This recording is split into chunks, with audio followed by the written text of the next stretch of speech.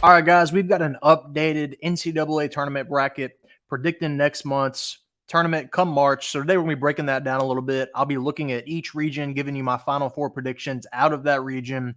If this somehow is the final tournament, now obviously we know it's not going to because it's called March Madness for a reason, and things are going to be insane from now until March. So with that being said, let's go ahead and get into it.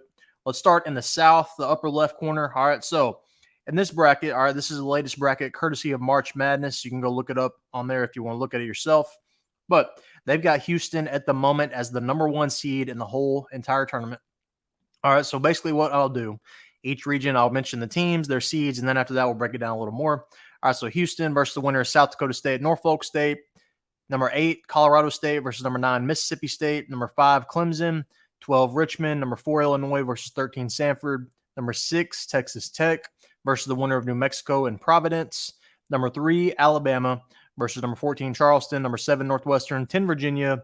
Number 2, Marquette. 15, Oakland. All right, so in the South, all right, obviously top heavy with Houston. You've also got some competition here. This is a pretty weak region in particular, in my opinion. Marquette, obviously a threat. Alabama can put up some points, and then you've got Illinois.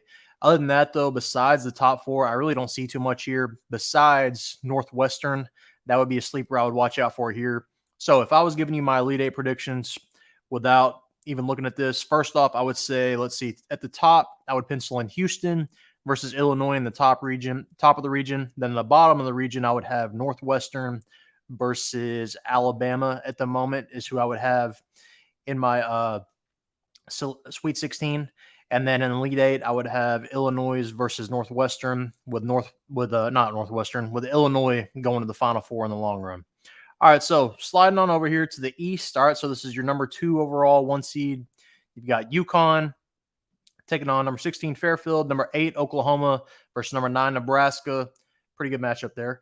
Number 5 Wisconsin versus number 12 McNeese State. Will Wade, former LSU coach at McNeese State, doing a really good job there. Number 4 Auburn versus number 13 Vermont. Florida versus the winner of the play-in game, Nevada versus Seton Hall.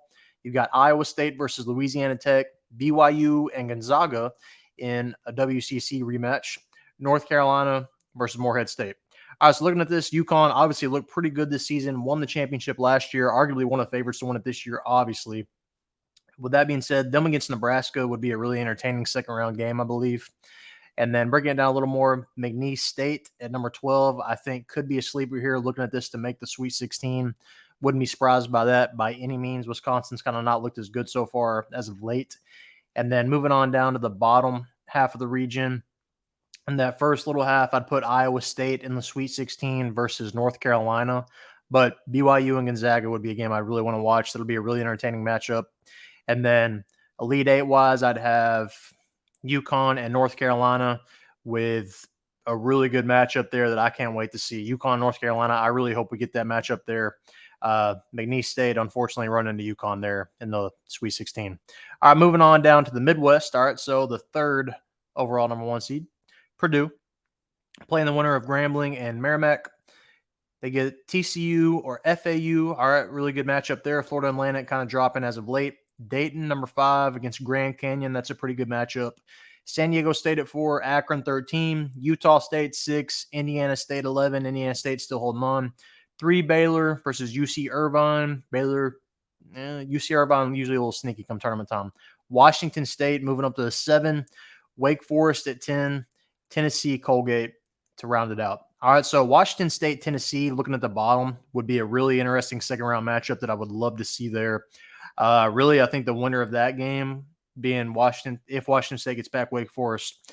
Washington State, Wake Forest, Tennessee, the winner of that will be in the Elite Eight, I think, looking at that region, that half of the region. Then moving to the top half, FAU Purdue would be a really fun second-round matchup. I think Purdue beats them, but that would be an interesting matchup there. And then you got San Diego State, Dayton. I would really like to see that matchup as well in the second round. San Diego State and Purdue in the Elite Eight would be a solid one. But looking at this, I would say probably Tennessee and Purdue in the Elite Eight, unless San Diego State can beat Purdue, with Purdue making the Final Four would be my guess out of this. I think Purdue finally gets it done. All right, then moving over to your final number 1 overall seed, you've got Arizona playing Eastern Kentucky, Michigan State, Texas. Michigan State really dropping. Both of them and Texas really might be on that cut line where they might end up having to have a play-in game, if not even miss the tournament completely. Number 5, Kentucky versus Princeton. Princeton made a pretty good run last year. 4, Creighton. Creighton and Kentucky in the second round matchup would be really interesting. South Carolina, USF. I'd love to see that first round matchup. USF trending up in the top 25. Duke, man, this bracket's pretty loaded, I'll be honest with you. Duke at the 3 seed, you know, they have the talent to make a nice run here. St. Mary's, another sleeper for me versus, let's see, Kansas. All right. So this region, pretty interesting here. You got some really heavy hitters. Just breaking it down, Michigan State, Texas, a lot of talent there. Kentucky talent, Creighton's really good. Duke talent, St. Mary's, another talented sleeper. And then Kansas, we know they're talented, not to mention Arizona at the top. This would be a loaded region right here. I'd like to see this. In the top half, all right, let's make my predictions real quick. Arizona, Michigan State would be a really good second-round matchup. I know Michigan State's lost a lot of games, but they are really talented. I still think Arizona beats them, but that'd be a good game to watch.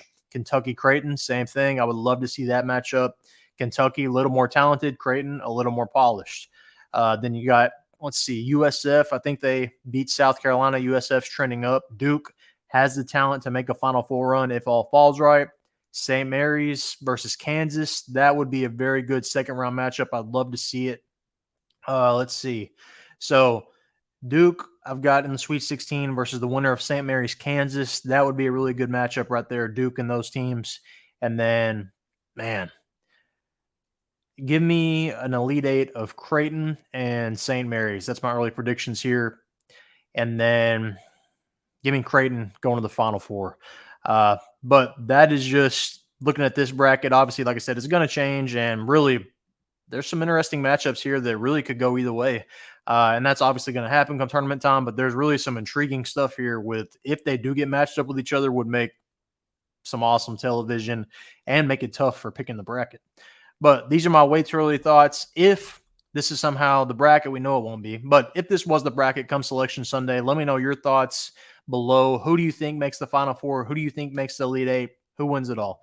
Let me know. Comment down below. Make sure to like this video. Most importantly, subscribe.